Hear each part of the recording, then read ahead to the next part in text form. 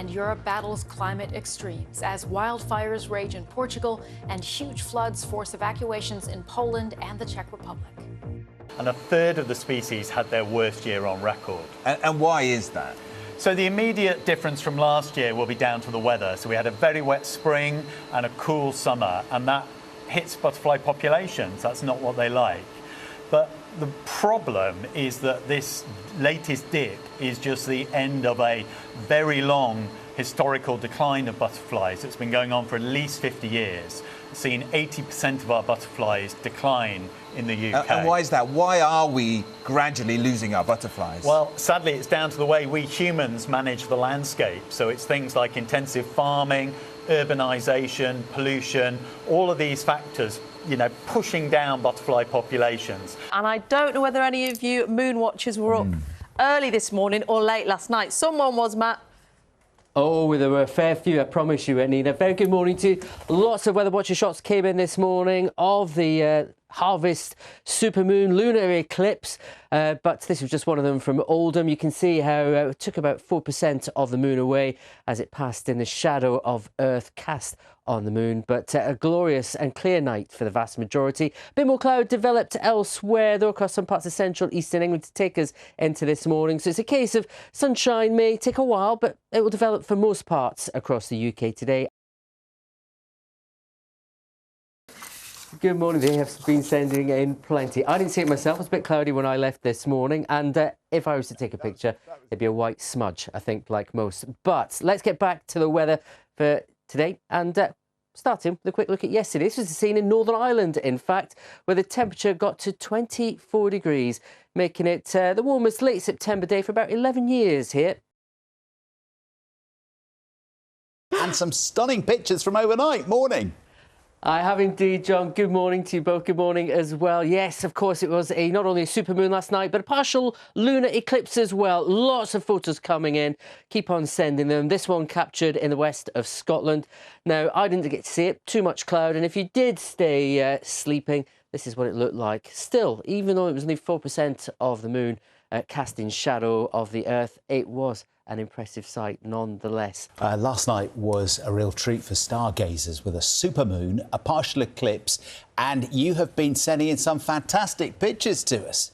Yeah, thank you. This is an amazing shot taken by John Dyer. He took it at 4:45 this morning in Motherwell. That is commitment. He's got a good lens on that, hasn't he? This one is from John Victor, who managed to snap a picture of the partial eclipse from Leeds. That needs a werewolf at the front, doesn't it? And this was taken in Chingford by Stephen Guest. Different angle. We're loving seeing those pictures. Please keep sending them in.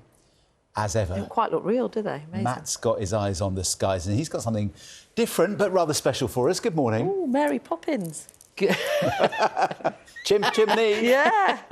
That's more like it, isn't it? It's my place. Good morning to you both. I have indeed. Even before that moon got up above the horizon yesterday, if you're in the southwest of England, you might have spotted this optical phenomenon. They're called sun pillars, which made the sunset even more interesting. You need to be around sunset or sunrise to see them. There needs to be some high cloud in the sky. They're made of ice crystals. Those ice crystals, if they're horizontal, they act like little mirrors, and you get these shafts of light appearing from the horizon, going upwards into the sky, and just give that extra little bit of added something special to the morning sunrise or evening sunset. So that was on view yesterday, the night there. More of that to come, of course, later on. But I once bumped into that Matt Taylor. The biggest celebrity on BBC One? Yeah. It's got the weather for us. Morning. Over 888,000 pensioners are currently missing out on to help ease the pressure. I think that's Matt Taylor's secret ventriloquism. I like it when he does that skill. ventriloquy with Gethin, don't you? It's really impressive. That's what makes him so famous.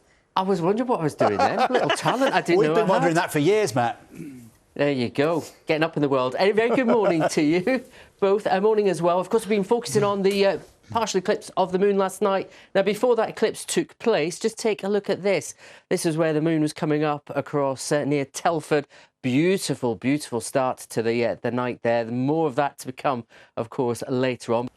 Good morning, Nina. Thank you. Good morning to you all as well. Let me just take you to Northern Ireland yesterday. Blue skies overhead. It was the warmest late September day for around 11 years.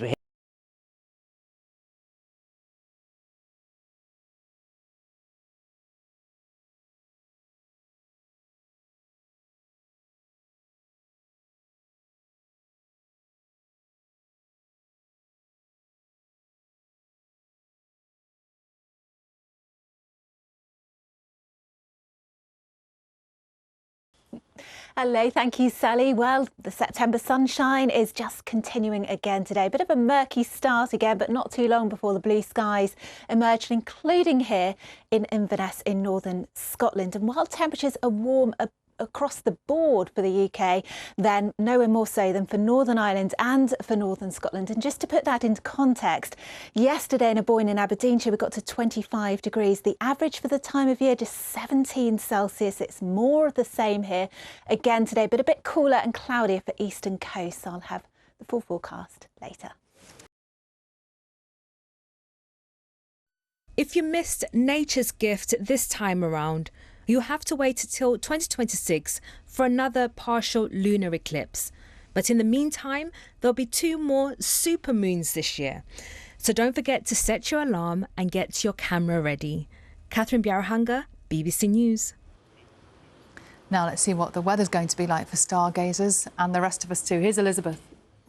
Thanks, Sally. Well, yeah, clear skies by night for some, sunshine by day, and there's certainly a lot of that around again this afternoon, right from the southwest, so stunning St Ives all the way up to the northeast. Here's beautiful North Berwick.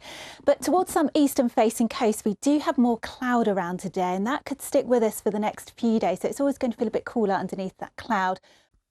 As a starter, City Hall has published a map of open water where it is safe to swim.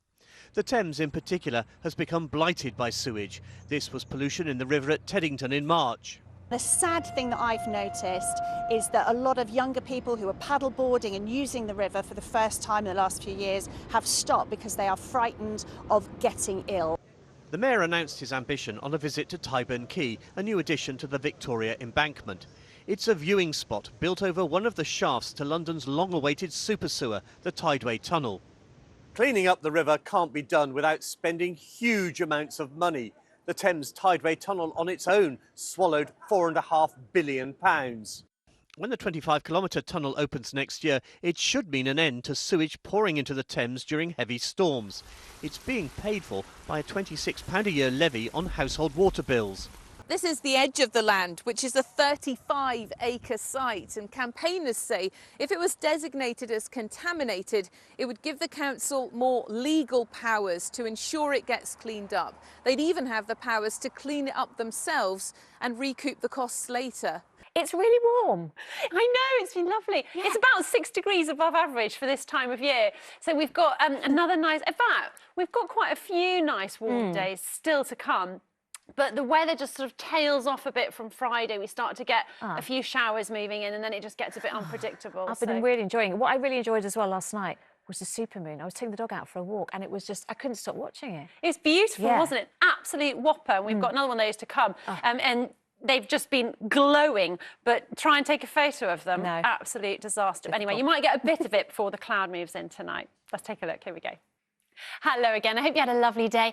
Feels suspiciously Christmassy, this little picture, doesn't it? The weather is not doing that yet, though. Fear not. We have got another cloudy start tomorrow, but some more sunshine coming through and feeling lovely and warm again in that sunshine. Then from Friday onwards, bit of a change. Not a complete disaster, but we have got the risk of some thundery showers heading in. Based in Hungary, the BBC's Nick Thorpe has been to the capital, Budapest, today.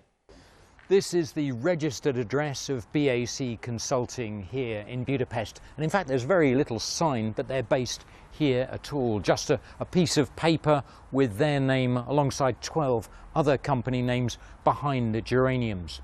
Very few people have been coming in and out of this building all day. No one seems to know anything about this company at all.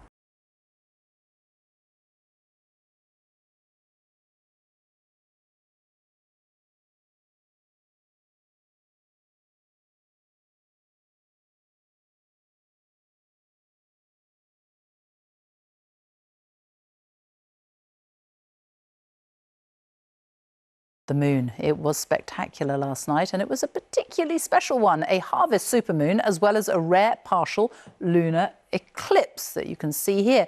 Though it happened in the early hours of this morning, what many more people saw was this, the moon rising. This is in Northumberland, in front of the sculpture called The Couple.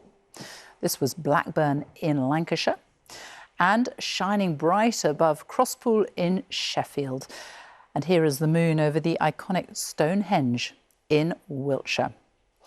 Well, let's have a look at the latest weather now. Ben Rich is with us with more on the moon. Well, actually, from some beautiful moon images to an image of a sunny day in the Highlands. A beautiful day in the Highlands, I have to say. Temperatures in parts of northern Scotland got all the way to 25 degrees Celsius. Now, that is a good 9 or 10 degrees Celsius above the average for this time of year, so it didn't feel much like September. Fair to say there was a celestial glow thanks to the supermoon. Lovely big supermoon last night, Riz, and from the moon to the sun. It was a gorgeous day across the capital today. Once a little bit of early cloud cleared away, we saw some good spells of sunshine, lifted temperatures close to 25 degrees. Tomorrow, again, we will see some areas of cloud at first, but that sunshine should develop as the day wears on, and it will be every bit as warm as it has been today.